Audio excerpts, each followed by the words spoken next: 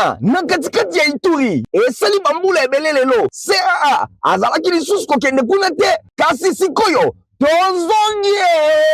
Karibu kwetu. CAA aza na esengo makasi ya koyebisela bino ke azongeli bavole na ye en destination ya bunya. Bavole yango ekobanda kosalema na avion na ye ya Airbus A320. Karibu.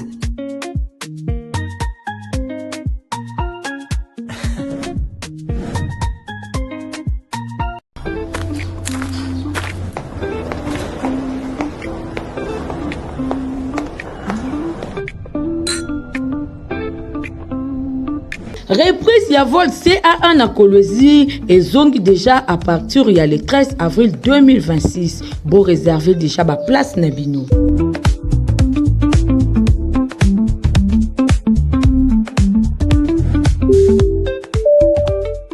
Ça repose bien ça télévision la bino pour la colonne fringa la journal pour la peuple merci la fidélité pour compose vos arnango pour la colonne journal pour la peuple pour la journal pour notre chef de l'état Félix Antoine Tshisekedi Tshilombo à Kibongo mokolo ya mardi 12 mai na cérémonie ya investiture ya homologue na ye ya Uganda Yoweri Museveni oyo esalemaki na esplanade événementielle ya Kokolo na centre-ville ya Kampala capitale ya Uganda. Tobeta bongo kaka masolete le chef de l'état Félix Antoine Tshisekedi Tshilombo qui a participé du 11 au 12 mai na sommet African Forward na Nairobi kuna na Kenya po wapi alobela ki renforcement la sécurité Pekinia. Voilà le reportage au héritier Mapini Masale.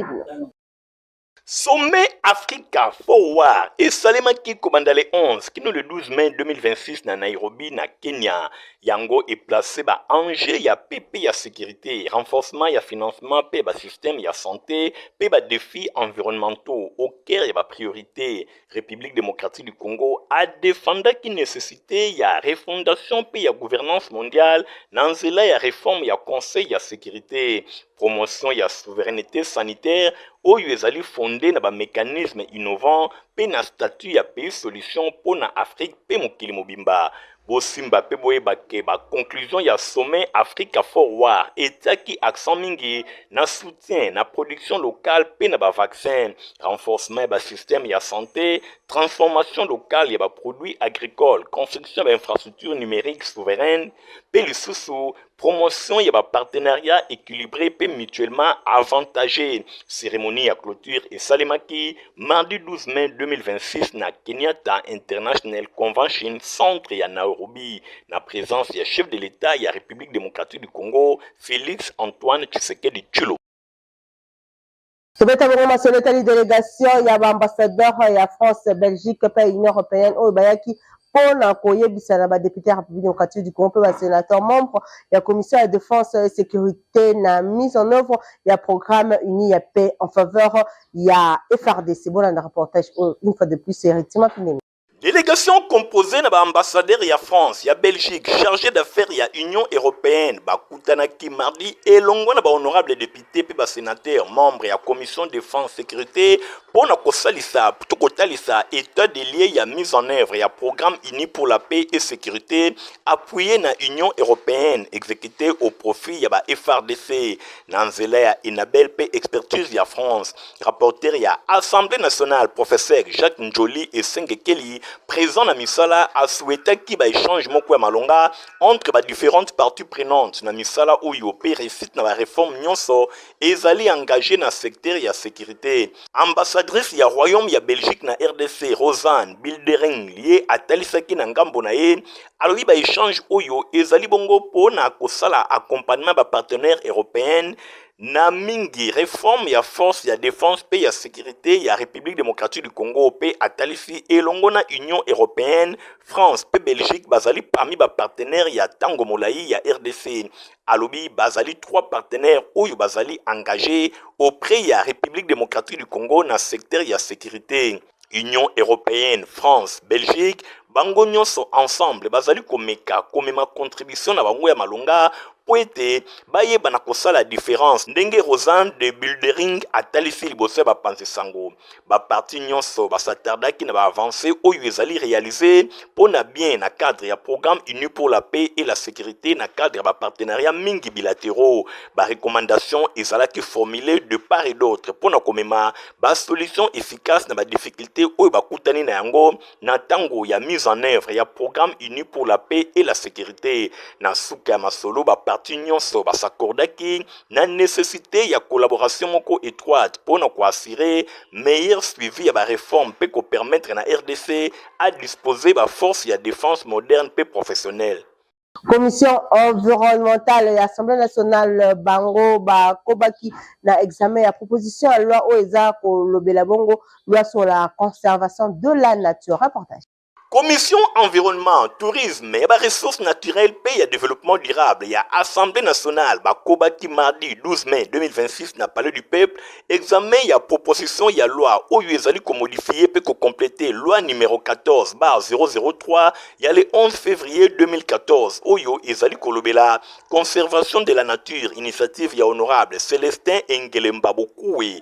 Basangana Kina Sal, il y a congrès, il y a parlé du peuple. Membre, il y a commission parlementaire oyo ba procéder qui une analyse détaillée article par article et texte législatif où ils allaient viser pour renforcer cadre juridique pays à protection il y a environnement pays à biodiversité dans la République démocratique du Congo en absence il y a président et commission honorable Adrien Bokele empêché misala ils allaient qui diriger na rapporteur il y a commission honorable Pierre Soumei Kitenge ba fongola qui misala président et séance a accordé qui maloba na initiateur il y a proposition il y a loi pour nous présenter ba motivation pe ba innovation oyo ezali ya makasi na texte na ye n'exposé Célestin Engelemba Bokoué a insisté ki mingi na nécessité ya adapter législation congolaise na ba nouvelles défis environnementaux pe na exigence ya lelo na matière ya gouvernance pe ba ressources naturelles po na ye République démocratique du Congo ayebani lokola moko ba principaux réservoirs ya biodiversité na mokili azali ko disposer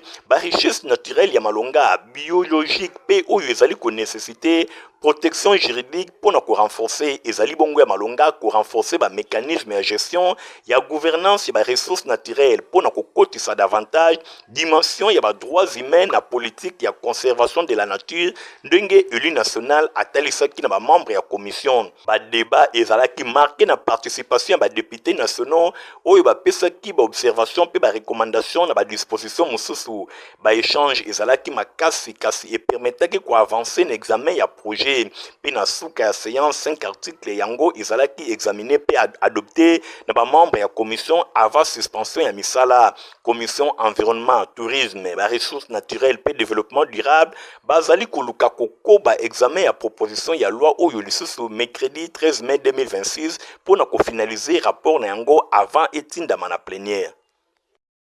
Premier ministre Madame Judith Suminwa Tuluka qui na terrain mokolo ya mardi 12 mai na chantier à Rocade sud-est peu sud-ouest ya Kinshasa projet à 73 km bolanda reportage oyo héritier mapine penadina asona.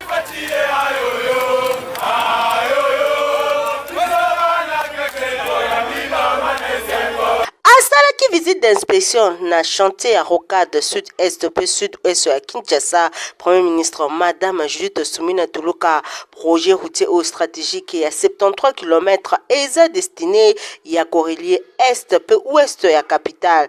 Depuis commune ya Kimbanteke, zone ya aéroport international Yanjili, Koleka na Kintuka Pompage, na commune Ngalema, Kokende na Mitendi, route nationale numéro 1, évaluée na 395 millions de dollars américains na cadre ya partenariat sino-congolaise issu na programme Sikomine, ba travaux oyo ezalaki lancé na juin 2024 l'impulsion à président de la République Félix Antoine Tshisekedi Tshilombo boyeba ke durée et provisionnelle ya exécution ezalaki bongo il y a 3 ans na côté ya gouverneur ya ville ya Kinshasa, ministre ya aménagement ya territoire, ministre délégué près ministre ya urbanisme et habitat en charge ya politique ya ville, chef ya gouvernement Madame Judith Suminwa Tuluka ayaki ko constater personnellement évolution à bas travaux na ba plusieurs sites ya chantier sur terrain. Judith Soumina Athéna qui a vérifié yemoko état réel et avancement à bas travaux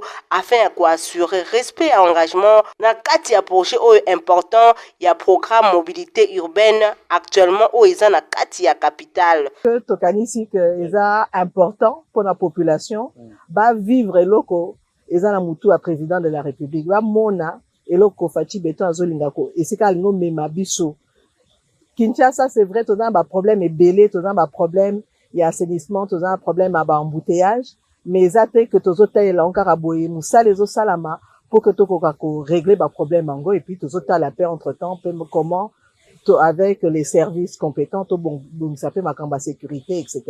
Mais en tout cas toza wana pour la population, toza wana pour na bongisa makambo pour na bien-être à population na biso, tozosala musala wana pour ezala durable, mais tobosana te musala nyonso tout esengi pe maintenance entretien, et ça partie ya ba autorité nationale comme provinciale et locale des alliés parti pe la population pe ezali muna mutu fa jouer ce rôle nae, parce que population pe fois talela likambango parce que eza ba travaux o eza pona bien-être à population. Premier ministre a qui en avant-plan bas dispositif technique prévu pour stabiliser durablement zone sujette à l'érosion, notamment à travers les murs souterrains, peu important travaux et terrassement où les alibongo en cours. A insisté qu'il n'a qu'à retracer le chantier, na vision beaucoup claire pour la connectivité nationale. Ils ont porté par le chef de l'État Félix Antoine Tshisekedi Tshilombo à travers la modernisation du grand corridor routier Yamboka Bosimbaki. Projet à Rocade et s'inscrire dans le 3e pilier à programme d'action au gouvernement 2024-2028.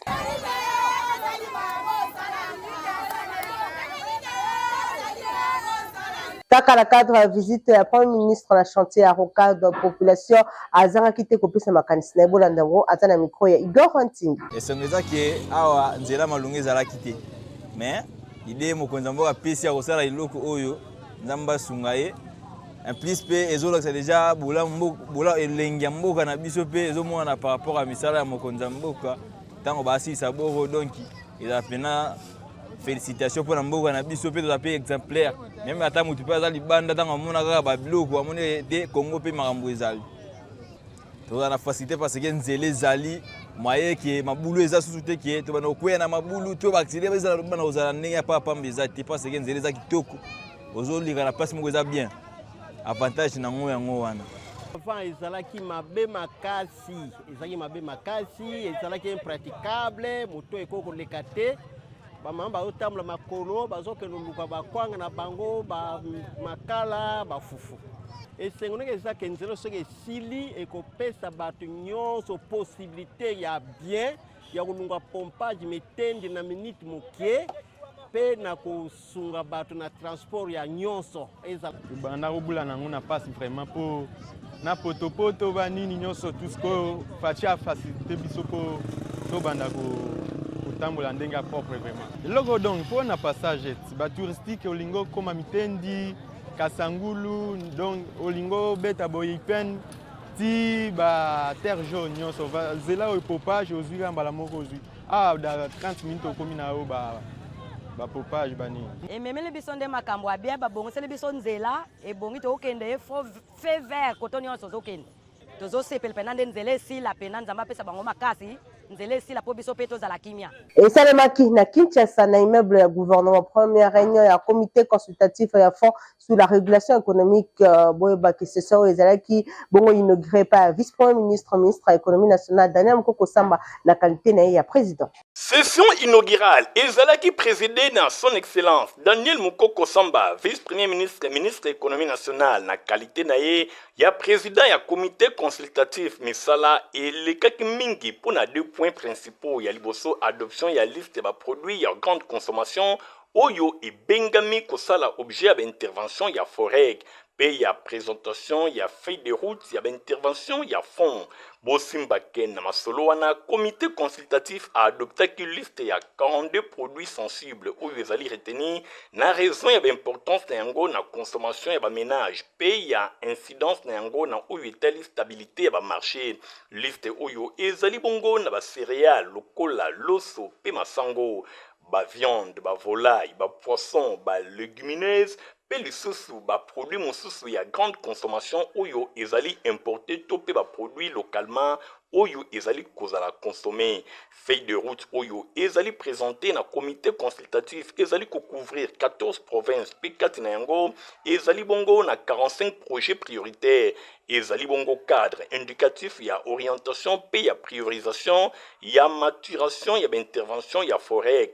Ba principe liboso pour encadrer approbation pe lisusu suivi na yango ezalaki validé mingi na nécessité ya soumettre ba projet oyo ezali retenir na ba étude préalable ya pertinence pe ya coût ya faisabilité avant ba décision nyonso ya engagement opérationnel to pe financier. Na intervention na ye président ya comité consultatif a insisté ki mingi na importance ya sélection rigoureuse de ba produit oyo kozala financé. A rappelé que intervention ya forêt esengeli ezala rattaché na mandat ya régulation économique pour éviter confusion nyonso elongo na ba mission oyo epesami na ba structure publique mosusu. Forek akoveiller na kozala rattaché na chaque projet na mandat régulateur pour na substituer ba structure mosusu oyo ekosintervenir mingi na domaine oyo ndenge abakisaki. Na suka ya réunion, Madame Christelle Odia de Rogue, secrétaire exécutif adjointe ya Forek, ye a se féliciter ki na tenu ya première session oyo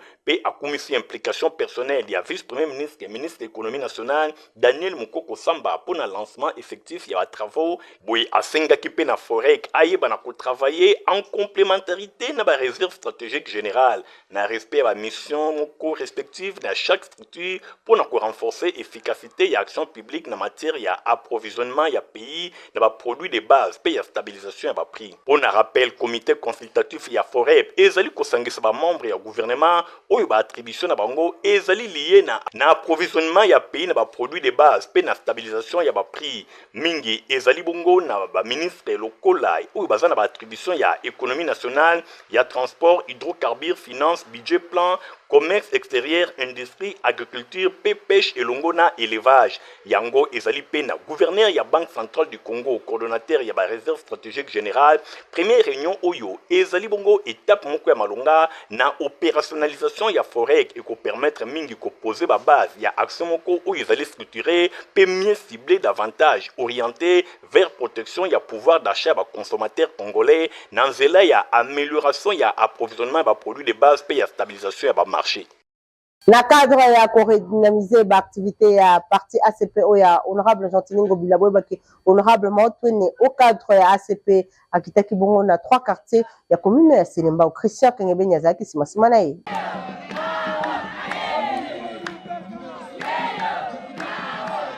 Na souci ya kotombola bendele ya Alliance des Congolais progressistes ACP na mukuse parti ya honorable sénateur Gentilin Bilambaka et honorable Maotwene pe au cadre ya parti babengi ACP azali kokoba na ba tourner na ye na seule mission ya recrutement pe adhésion massive ndakisa weekend eleki ezalaki ngala ya quartier pour Lumbambu toujours na commune ya Selembao mingi penza na institut Ma Adrien Milulu oyo elekanaki kitoko na maloba na ye honorable Maotwene du papa Selembao atalisaki na assistance misala ya autorité morale na bango asala tango azalaka gouverneur na kolobaka ke soki lelo tozomona route ya elengesa kikwit na marché ya Zando pona kotanga kaka wana ezali ba œuvre ya honorable Gentilin Bilambaka ACP ezali parti oyo ezali ko soutenir chef de l'état Félix Antoine Tshisekedi Tshilombo boya kokota na masuwa tango tozali kobelela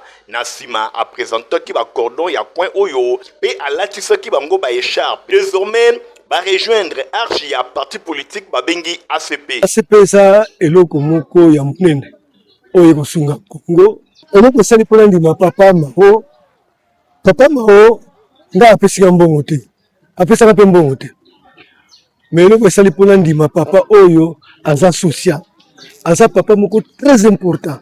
Aza papa moko a souffrir na biso. Aza papa moko alakisaki mbongo te. Mais aza papa moko aza na bolingo nanu na population. Ngala azalaki membre na ye te, mais naza mwana ya Mpundumbamu. Mais na moni à travers souci na ye. Oyo asali, c'est que aza papa moko fa azala molobeli ya Congo. Yemoko pe papa Selemba honorable maotwene abakisaki boyo. De soutenir ACP nanzela na ngai nanzela ya sénateur na biso Chantini Ngobila Mbaka oyo azola la pondite jour ni kotala nini akoko soutenir biso ba base na ye et po mokolo ya ko luka ko ya na Selemba to PC Selemba mobimba na maboko Kolongwa wana direction cité verte kuna pe ezalaki kaka même acte c'est dire implantation ya ba cellule ya ACP ndenge kaka bozali komona dele ya pouvoir commandement pepa yango bipa nyonso yo kozala ACP emona na lisha bato ndenge kaka alobaki Selemba mobimba ekolata lele ya ACP ya sénateur Chantini Ngobila Mbaka. Compagnie africaine d'investissement à Zong si ba vol na ina destination à Kinshasa Bunia na dination na pesimo ba détail. Bunya na katikati ya Ituri esali bambula ebele lelo CAA azalaki lisusu kokende kuna te kasi sikoyo tozongie Karibu kwetu. CAA aza na sengo makasi ya koyebisela bino ke azongeli bavol na ye en destination ya Bunya bavol yango ekobanda kosalema na avion na ye ya Airbus A320. Karibu, karibu.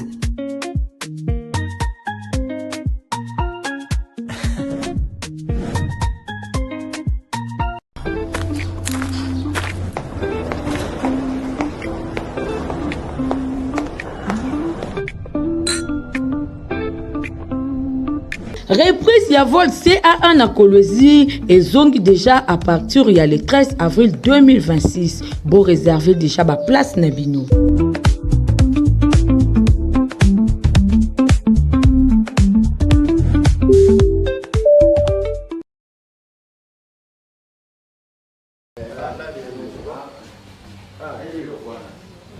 Kapela oyo kenda sango na Kinshasa awa na ba République démocratique du Congo boko kanisa ke bakino kaka nde bayebela bilengi nango nzoka nde Luvunu tozali awa na province ya Mai-Ndombe mingi na territoire ya Kutu awa bayaya ba staffaka na ndenge ya defrote et bongo pene bozo wa staff connexion en direct de Kapela meka okanga mandenge babenga kango donc nenge kaka boyebi Kapela ambiance weza la kakuna ndule modèle ba fuku la kantabana ngulu avec pilipili ya 3000 na pointe banyangoleli yo litungulu pembeni yo kampimbo ya kosakana te bondi melangai ke soki oza awa okobosa na kin moko na misika fumi obosa ne kin olandi bisengo kingo mwambe ya Kutu famille baleli ebele na Kinshasa boyo kasikoyo jento moto esala kantabana ngulu ndenge ya sololi staff nanga komona yango Miko Ukangama connexion en direct de Kapela na Kisasa pour odami awa raisonnement nomba moko boulé Kapela na Kisasa saka togo jaka tabangulu to saka pe basoso ya Kisasa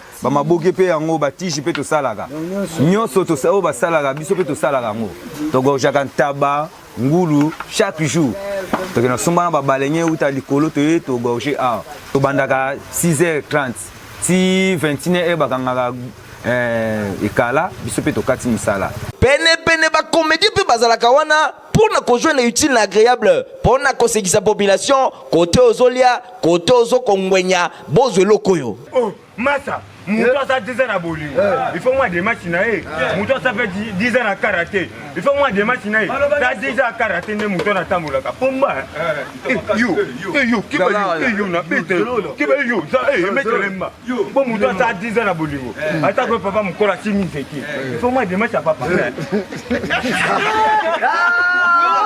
RDC za mboka ya diversité mboka ya ambiance soso pembe azanga mboka te soki kaka ba province ezu ya moyen à travers projet ya 145 territoires batu misusu bakokima Kinshasa kasi pa comédien kombo na yo nani Comment nanga mboka avec kase misisa ba comédien libula wetse banka zezina kutute mbana mama nanga fia mama nanga po awe banki na tosoma mbo apo to banga mi binanda kumasokpa likama.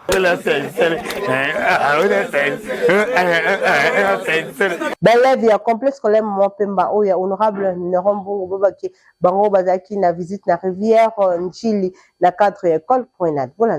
Élève ya complexe scolaire Mama Pemba 1 école ya fondation Nerombungu bazalaki na véritable visite guidée na supermarché et zwamina de bonhomme na commune ya Matete boyeba na première deuxième puis troisième maternelle bangonde bazalaki au rendez-vous bazalaki bien encadré et pas ya encadré na bango bango nyonso ndenge kaka bozali komona kouta na complexe scolaire Mama Pemba 1 kuna na avenue Bantandu numéro 44 kuna na commune ya Kesenso bango nyonso bayaki rendez-vous na supermarché ezalaki pona kolie makambo nyonso bazali kotangisa bango bamona yango kimona meso ndenge kaka bamesana biloko nyonso batangisaki bango bayaki kovivre yango bana pe bazangaki te ko répondre na quelques questions oyo bancadrer batunaki bango pona kotala soki véritablement bazali ko comprendre makambo nyonso oyo bango bazali kotangisa bango.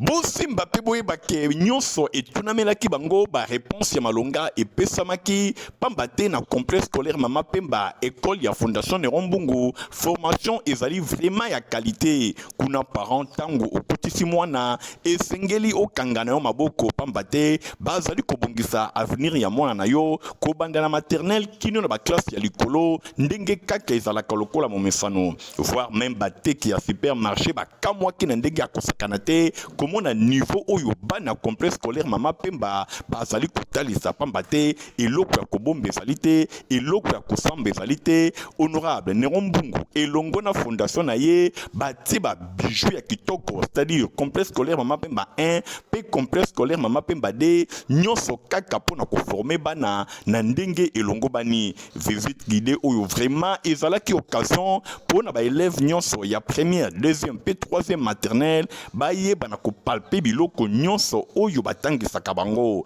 en tout cas longoni ya complexe scolaire Mama Pemba oyo bana bazali koyekola ezali vraiment eloko moko ya motuya. Potopota malonga pona bala na nesa protif moko komelango pisaka santé ya kitoko. Protivap encore et toujours. Oyo mama bituna tuna ayeba kateti rero apesa mwana ye bire. Ebe na santé kitoko boye. Olesaka ye nini? Aliaka Protivap. Soka ba mama nyonso batimbe ya Protivap potopoto kitoko pona ba bébé pro. Mama ye, soma ye. Mwana na ngai, depuis abanda kolia, akoli boye. Aliaka kaka Protivap. Protivap, protéine, vitamine, énergie. Azama yele na classe, abelaka te, alembaka te. Ba maman, félicitations na bokoneribana. Protivap, facile à digérer et nourrissant. Ezana, protéines, vitamines et énergie. Bébé na yo kitoko ninyo esakaye.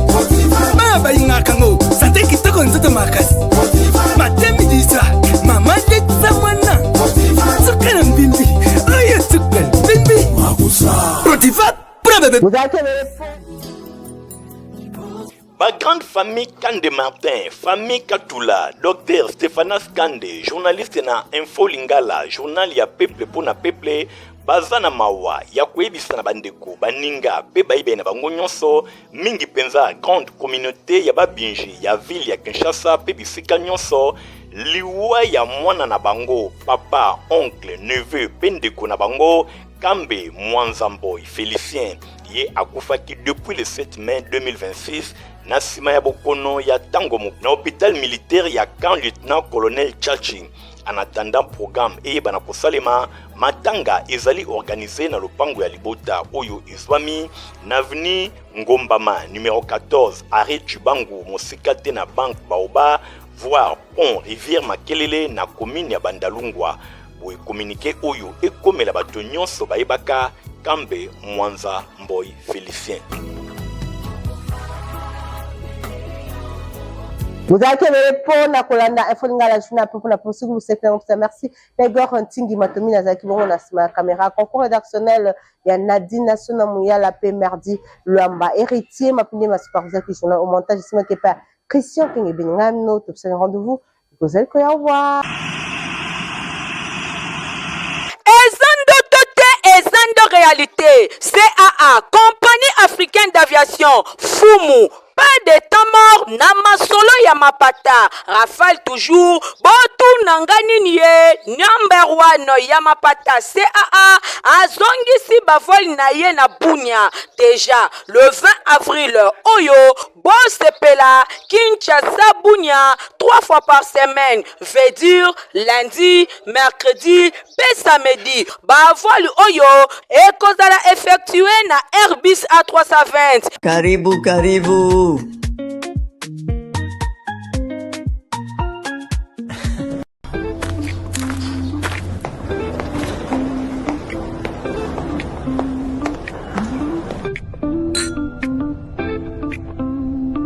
Reprise ya vol CA1 na Kolwezi et zongi déjà à partir il y a le 13 avril 2026. Bon réservé déjà ba place na bino.